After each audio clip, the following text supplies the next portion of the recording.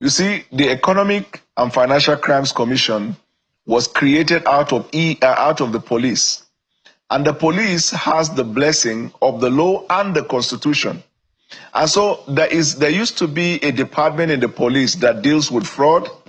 And that department, although has not been scrapped, but it is from that dimension that EFCC was created out of that police into an agency to operate specifically for specific function, which is economic and financial crimes.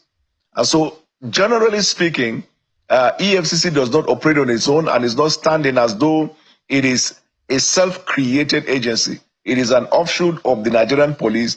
And you must know that the Nigerian police is the mother of all law enforcement in the country. Even the Nigerian army came out of the police. If you remember the native authorities then, the Department of State Services came out of the police. ICPC came out of the police. All of them came out of the police.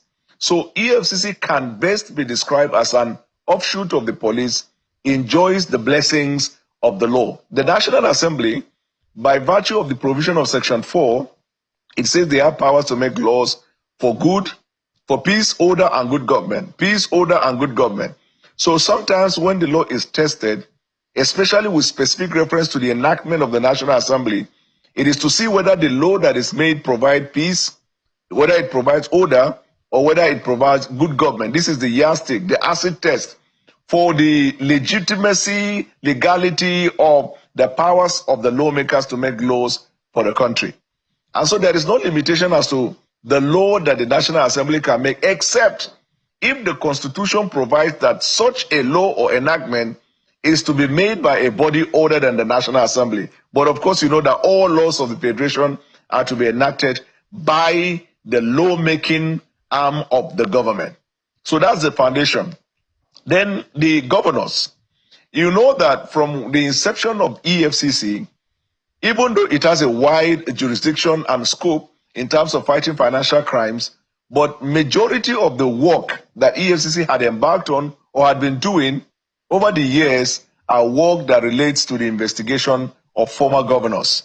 Investigation can also include an incumbent, but for the investigation plus prosecution of former governors.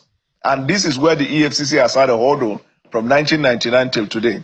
They have found convictions in almost all other cases without stress, but when it comes to the governors, there have always been one delay or the other, one frustration or the other. And it is still the extension of that fight between the governors and the EFCC that is leading to the unlawful, illegal, and mischievous plan to scrap the Economic and Financial Crimes Commission.